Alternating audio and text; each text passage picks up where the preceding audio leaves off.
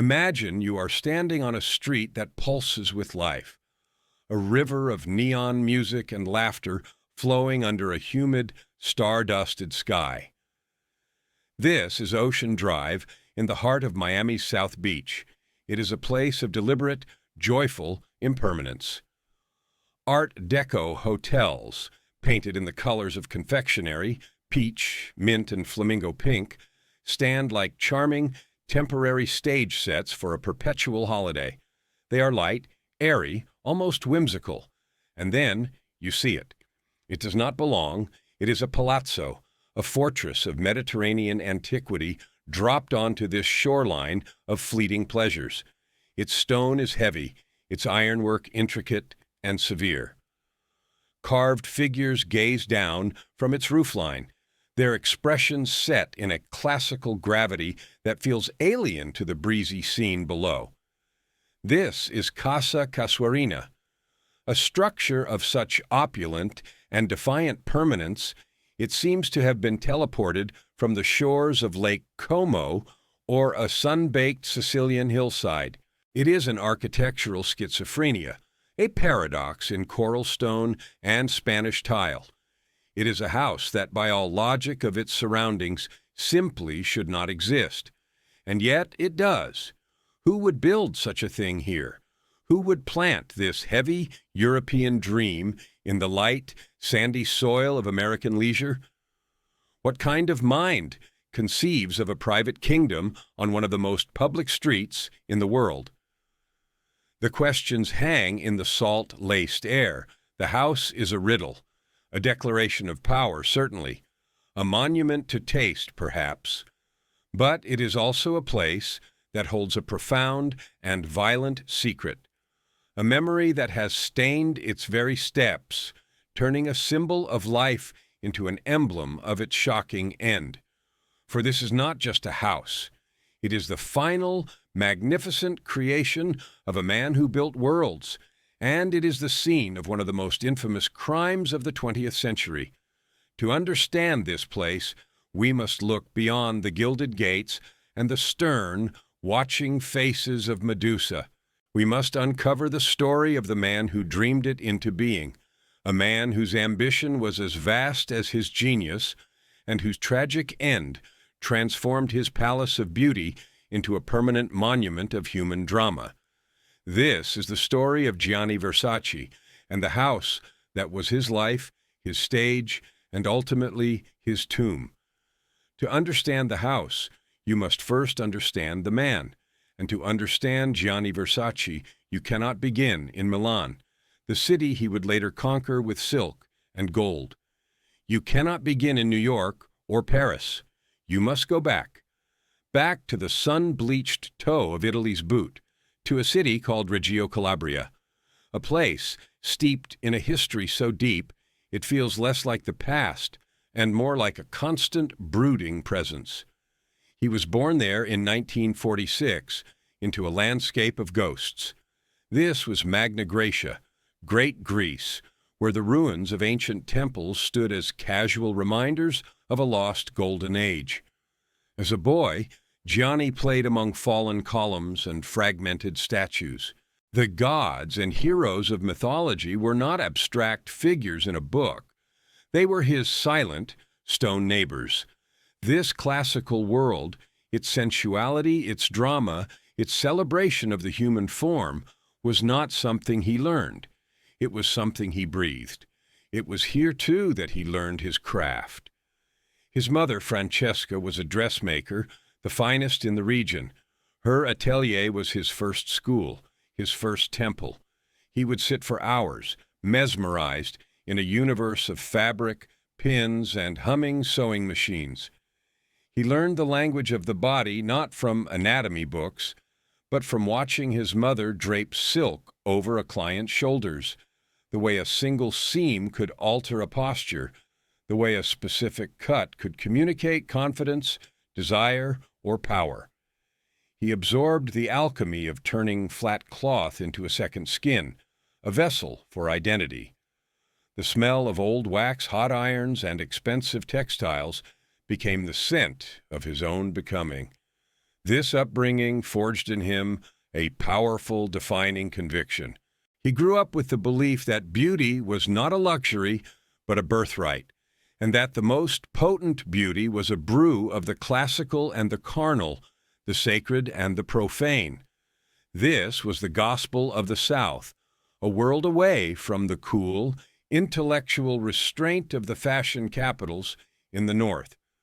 When he eventually moved to Milan in his 20s, he was an outsider, a Southern upstart with ideas that seemed, to the established tastemakers, almost scandalously loud. His motivation then was never simply to design clothes. It was a crusade. He was driven by a powerful need to prove that his vision, born of Calabrian sun and Greek myth, was not just legitimate but essential. He wanted to inject life, color, and a defiant sexuality into an industry he saw as anemic and cold. His critics called his work vulgar. They recoiled from his use of gold, his love of animal prints, his unapologetic embrace of the body. They saw excess where he saw abundance. They saw crudeness where he saw life force. He was wrong. No, they were wrong. He knew it.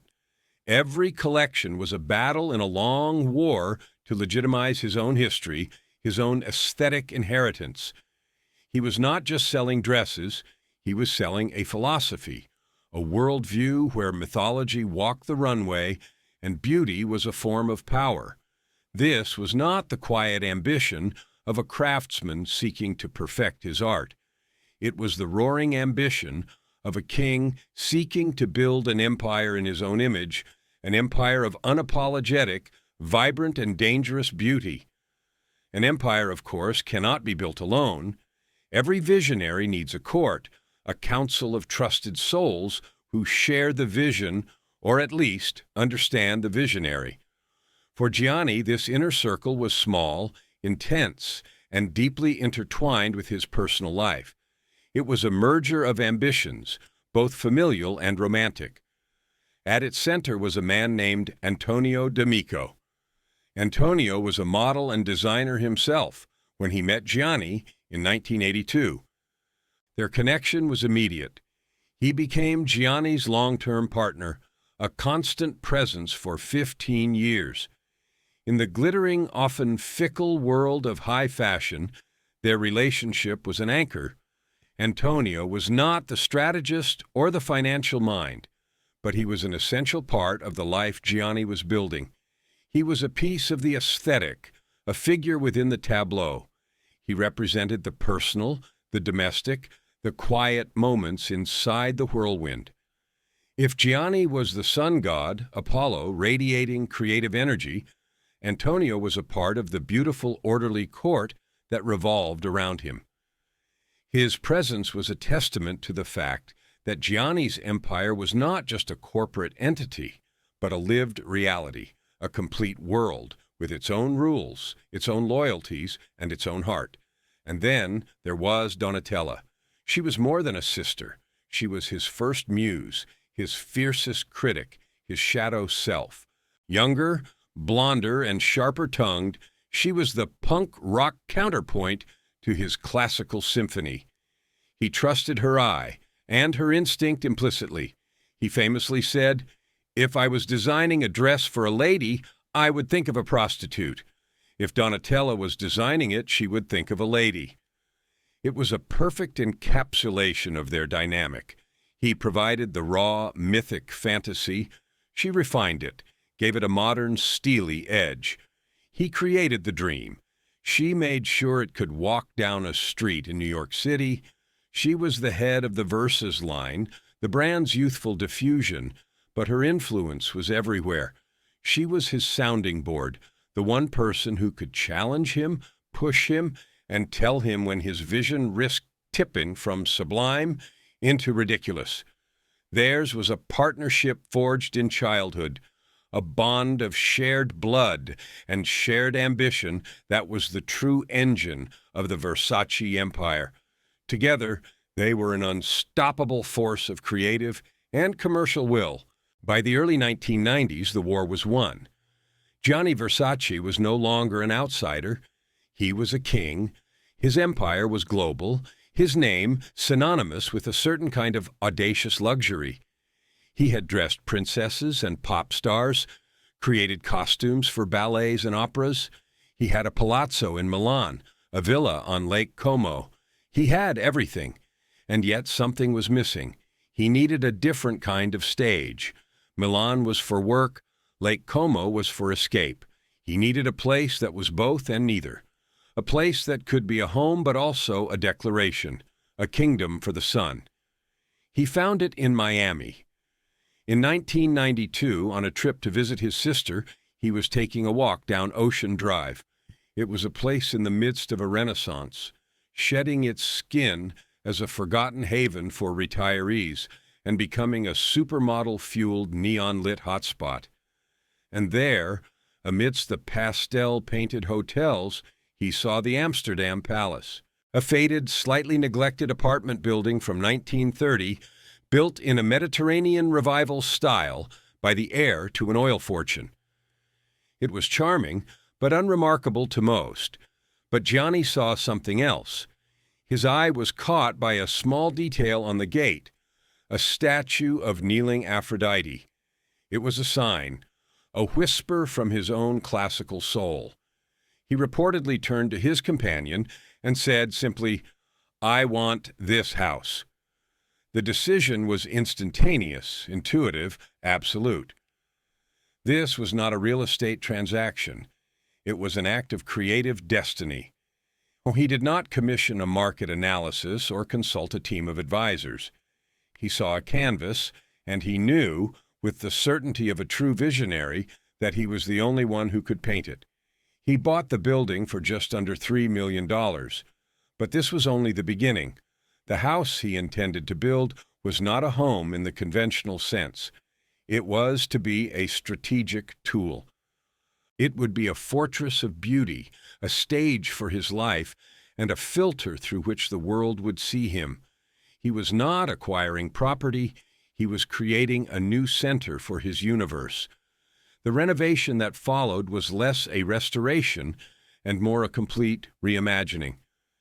It was an act of architectural psychoanalysis, with every choice, every material, every color reflecting a facet of Gianni Versace's own complex inner world.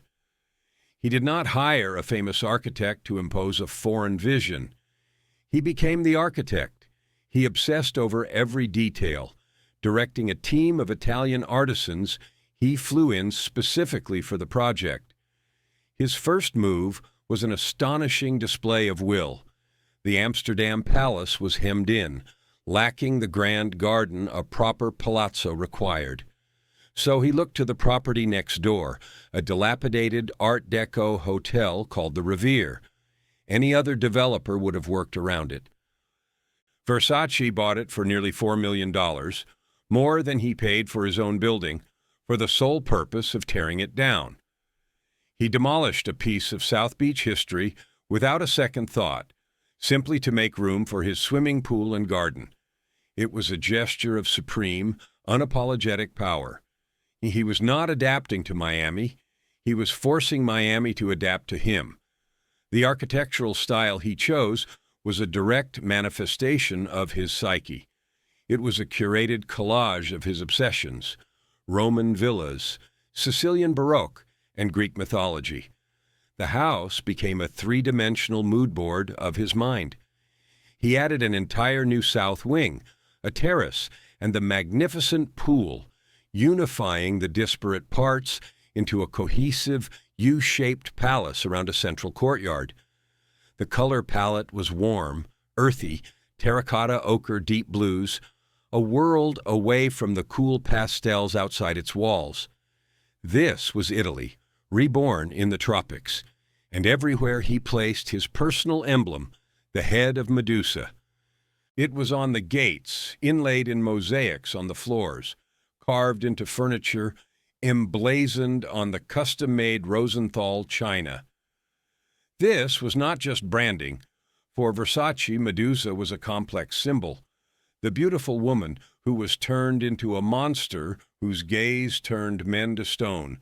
She represented dangerous, transfixing beauty, the very kind he sought to create in his fashion, but she was also an apotropaic symbol, a Gorgon head meant to ward off evil. The Medusa heads were his sentinels, guarding the perimeter of his perfect world. A question lingers. Were they meant to keep evil out, or to mesmerize those who entered, holding them captive in his world of beauty? The scale of the project was staggering. The final cost of the renovation would balloon to over $32 million in the mid-1990s, an astronomical sum. This was not about return on investment. This was about the realization of a fantasy, cost be damned. The logistics were a testament to his obsession. He had pebbles from his hometown in Calabria brought over to be intricately set into mosaics. He commissioned a 1,000-tile mosaic for the swimming pool, an elaborate design featuring marine life and mythological figures, its centerpiece a massive Medusa. The tiles themselves were lined with 24-karat gold, shimmering beneath the water like a sunken treasure. He had entire rooms disassembled in Italian palazzos and reassembled inside the house. Walls were hand-finished with synthetic stucco to create a fresco-like effect. He converted the 24 original apartments into 10 vast, opulent suites, each with its own theme and lavish appointments. His own bedroom was a sanctuary of classical restraint and immense scale, with a 9-foot-wide bed so large that sheets had to be custom-made. Every doorknob, every light fixture, every piece of furniture was either a priceless antique or a bespoke creation designed by Versace himself. One of the most defining characteristics of the house is its fundamental contrast with its environment. It sits directly on Ocean Drive, a street that is a perpetual carnival of tourists in shorts, rollerbladers, and cruising cars. The noise and energy are relentless, yet the moment you pass through the black iron gates, you are in another world. The sounds of the street recede, replaced by the gentle splash of fountains and the rustle of palm fronds in the courtyard. The house is an act of defiance against its own location. It turns its back on the public spectacle, creating an intensely private, hermetically sealed universe within. It is a fortress, but one whose walls are designed not just for security, but for sensory deprivation from the world outside. This contrast was the point. It was a physical manifestation of Versace's own life, a public figure of immense fame who craved a private sanctuary of absolute control. The house was both his most public statement and his most private refuge, a paradox he lived in daily. By the mid-1990s, Casa Casuarina was complete, and it was glorious. It was the house at the absolute peak of its intended purpose, the golden age of its existence. It was no longer a construction site or a dream in progress. It was a living, breathing entity, the winter court of a global fashion monarchy. This was when the house truly came alive, fulfilling the grand destiny its creator had envisioned for it. Imagine the nights, the Miami air, thick and sweet with the scent of night-blooming jasmine from the gardens, light spills from the arched windows, turning the mosaic courtyard into a jeweled carpet. From the street, passers-by could only catch glimpses of this secret world, a tantalizing sliver of a life lived on another plane of existence. Inside, the world's most famous and beautiful people mingled. Chandeliers, hanging from the ceilings like frozen waterfalls of light, cast a flattering glow on faces known the world over. The sensory experience was overwhelming, a symphony of opulence orchestrated by a master. The rustle of a silk Versace gown brushing against a velvet settee, the deep, resonant clink of heavy crystal glasses filled with champagne. The murmur of conversations in a half-dozen languages, a soundtrack of power and influence. Guests moved through the rooms, each a new discovery. A library paneled in dark wood, filled with rare art books. A dining room where meals were served on china bearing the face of Medusa. A Moroccan-style smoking lounge draped in rich fabrics. The air carried a complex perfume of expensive flowers, Cuban cigar smoke, and the faint, clean scent of salt blowing in from the sea.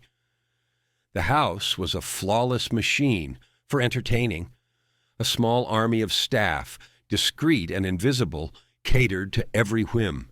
Everything was perfect. Everything was beautiful. Everything was Versace. The estate was a physical extension of his brand, a total immersion experience. To be a guest here was not just to attend a party. It was to step inside the mind of Gianni Versace, to live for a few hours in his world of mythic glamour. And it worked. The house became the ultimate tool of social elevation. It was a magnet, drawing in the very people whose approval signifies cultural dominance. Princess Diana, a close friend, was a frequent guest, finding refuge within its walls. Elton John, another intimate, would stay for weeks at a time, composing music on one of the grand pianos. Madonna, who lived just a few blocks away, was a regular presence, her rebellious energy a perfect match for the house's audacious spirit. The supermodels who were the faces of his brand, Naomi Campbell, Christy Turlington, Linda Evangelista, treated it as a home away from home.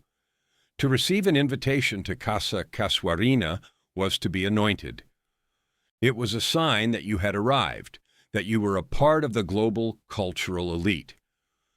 Versace, the boy from Calabria, had built his stage, and the world's royalty, both literal and cultural, were clamoring to play a part on it.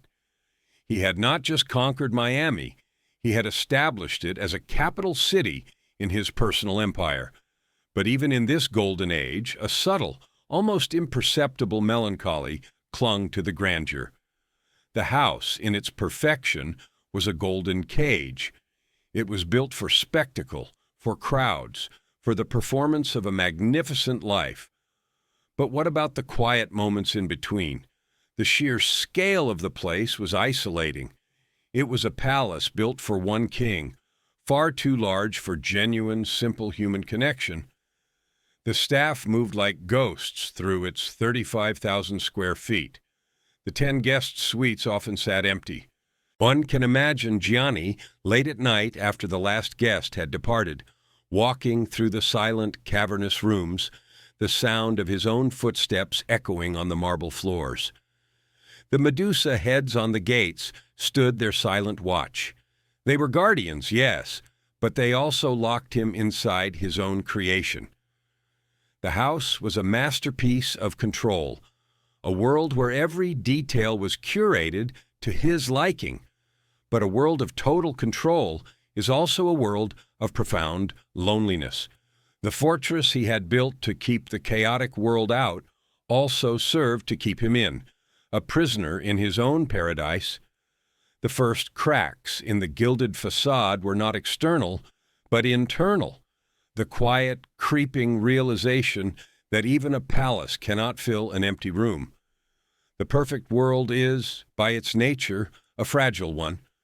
A bubble of curated beauty is always vulnerable to the sharp, unpredictable edges of the world outside. For Gianni Versace, the force that would shatter his world was not a market crash, a creative decline, or a social scandal. It was something far more primal and senseless. It was an abstract force of chaos, a specter of envy and delusion that was, at that very moment, moving across the country, leaving a trail of death in its wake. This force had a name, Andrew Cunanan. He was the dark mirror to Versace's world. Where Versace built, Cunanan destroyed.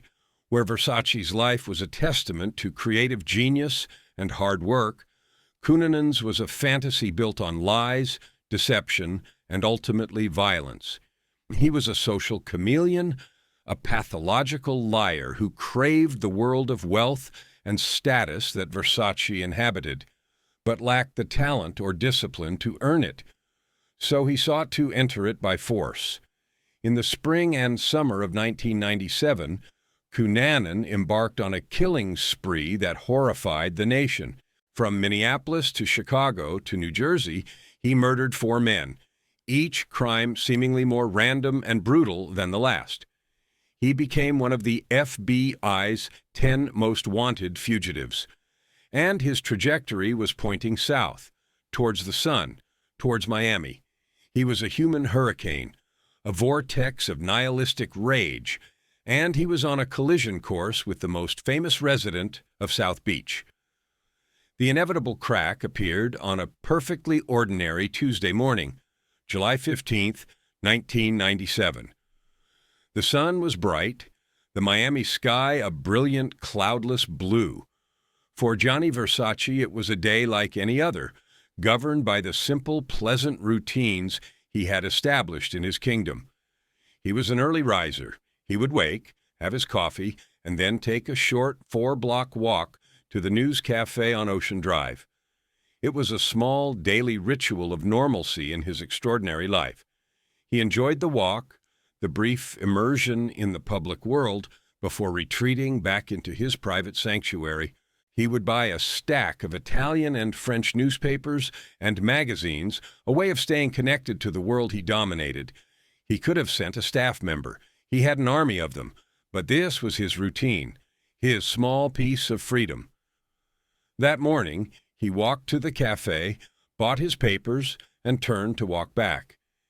He ascended the low, broad stone steps of his own home, the threshold between the chaotic outer world and his controlled inner paradise. He placed his key in the lock of the gate. At that moment, the bubble burst. Andrew Cunanan, who had been waiting, stepped up behind him and fired 2 shots into the back of his head. The sound, sharp and brutal, echoed down Ocean Drive, a sound that did not belong in the morning air. Gianni Versace collapsed on the steps of his palace. The newspapers he had just bought scattered around him, their pages fluttering in the gentle sea breeze, soaking up his blood. In that instant, the house was transformed. It ceased to be a home. It ceased to be a palace of life and art. The stone steps, worn smooth by the feet of friends and supermodels, became a crime scene, a piece of evidence. The Medusa heads, those stoic guardians meant to ward off evil, had failed. They had stood their watch, but the enemy had not been an army or a rival. It had been a single pathetic figure armed with a gun and a heart full of poison. The House of Triumph became, in a single violent moment, a house of profound and public tragedy. The news spread like a shock wave across the globe. The king was dead. The fall was absolute. The control that Versace had so painstakingly exerted over every aspect of his life, from the fold of a lapel to the placement of a fountain, was revealed for what it was, a beautiful, magnificent illusion. In the end, his wealth could not buy him safety. His fame could not protect him. His fortress of beauty could not stop a bullet. He died on the doorstep of his own creation, a victim of the very random, ugly chaos he had built his world to exclude. The performance was over. The stage was now dark, stained with a tragedy that would forever be a part of its story. The Golden Age had ended, not with a whimper, but with a bang. In the aftermath of the murder, a profound silence fell over Casa Casuarina. The vibrant heart of the house had been ripped out, and the structure itself seemed to hold its breath, stunned and grieving. The global fashion empire Gianni had built was thrown into a state of shock and turmoil, but the most immediate and devastating impact was on his family. Donatella, his sister and creative partner, and Santo, his older brother, and the business mind of the company were shattered. They were now faced with the unimaginable task of burying Gianni and somehow holding his vast empire together. The house on Ocean Drive, once a source of joy and a symbol of their collective success, became an unbearable burden. It was no longer a home, it was a mausoleum. Every room, every object, every sun-drenched corner was saturated with the memory of Gianni. To walk its halls was to walk with a ghost. The laughter of parties was replaced by an echoing emptiness. The house that had been the epicenter of their world was now the epicenter of their grief. For Donatella especially, staying there was impossible. It was a constant, agonizing reminder of what she had lost. The house had to be left behind. For 3 years, it remained in the family's possession, largely shuttered and unused, a time capsule of a life cut short. Then, in the year 2000, the decision was made. The family sold the house. It was a painful but necessary act of moving on. Shortly after the great emptying began, Sotheby's was called in to catalog and auction off the contents. The soul of the house was put up for sale. The custom-made furniture designed by Gianni, the priceless antiques he had collected, the ornate beds, the famous Medusa-emblazoned dinner service, all of it was tagged, numbered, and sold to the highest bidder. The pieces of Versace's private world were scattered across the globe, becoming trophies for wealthy collectors. The house was stripped bare, its rooms hollowed out, leaving only the ornate shell, the mosaics, the frescoes, the gilded walls. It was the final, heartbreaking postscript to Gianni's life, the systematic dismantling of the universe he had so lovingly, so obsessively created. What follows is the final and perhaps most profound irony in the story of Casa Casuarina. The house, conceived as the ultimate private sanctuary, was destined to become a public commodity. It was purchased by a telecom mogul, Peter Lofton, for $19 million. He initially used it as a private residence and a lavish venue for corporate events, preserving much of its character. But the immense cost of maintaining such a property proved overwhelming. The house was sold again at auction, this time to a hospitality group. Its new purpose was the most ironic of all. It was converted into a boutique luxury hotel, the Villa Casa Casuarina. The fortress of privacy was now open to anyone with a credit card. The very public that Versace had so carefully walled out was now invited in. Tourists and novelty seekers could now pay thousands of dollars a night to sleep in Gianni Versace's bedroom, to lounge in the suite where Madonna had stayed, to swim in his 24-karat gold-lined pool. The house became a film set for other people's lives, a backdrop for Instagram photos. The sacred private temple had been turned into a commercial enterprise. The tragic fame of its former owner was now its primary marketing tool. And yet, through all this, the house survived. While countless other grand mansions of its era were being subdivided or demolished to make way for modern condominiums, Casa Casuarina endured. Its very notoriety became its salvation. It was too famous, too infamous to be torn down. The story of Gianni Versace's life and death had imbued the building with a significance that transcended its architecture. It was no longer just a house, it was a landmark, a pilgrimage site.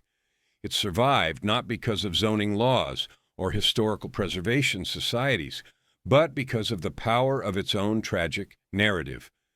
It stands today, a strange and beautiful paradox, preserved by the very event that desecrated it. So where does that leave us today?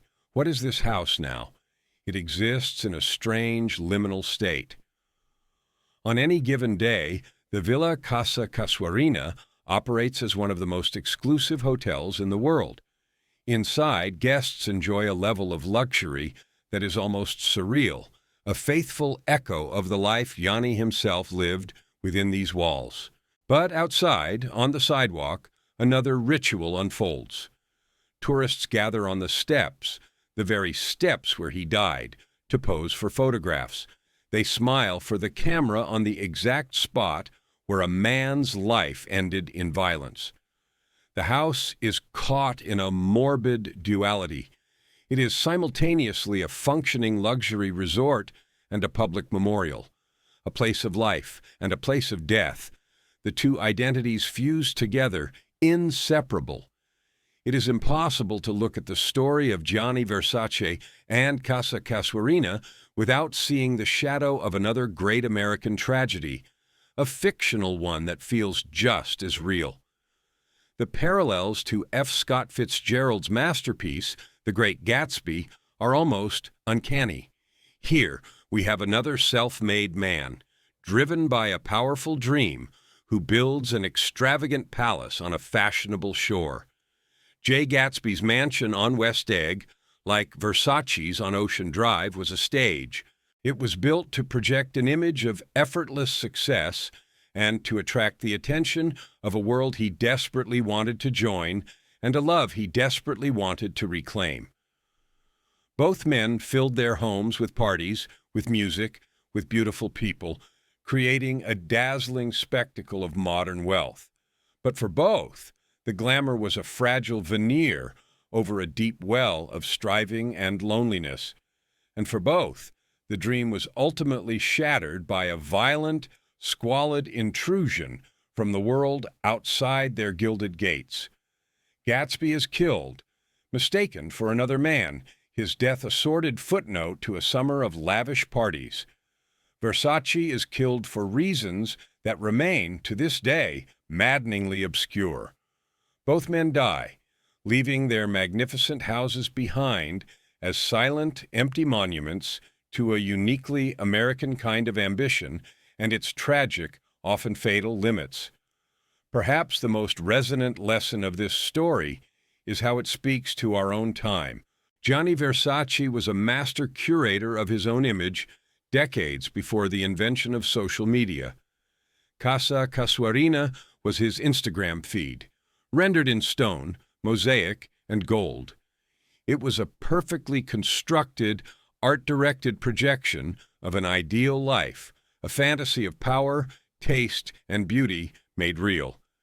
He understood intuitively the power of the image, the way a carefully crafted facade could shape perception and build a legend. In our own age of digital profiles and personal branding, we all engage in a smaller, more accessible version of what he was doing. We build our own digital houses, carefully selecting the photos, the words, the moments we share to project an image of happiness, success, and fulfillment. Versace's story stands as a profound, cautionary tale. It reminds us that no matter how beautiful the facade, no matter how perfectly curated the image, messy, uncontrollable, and sometimes violent reality can break through at any moment.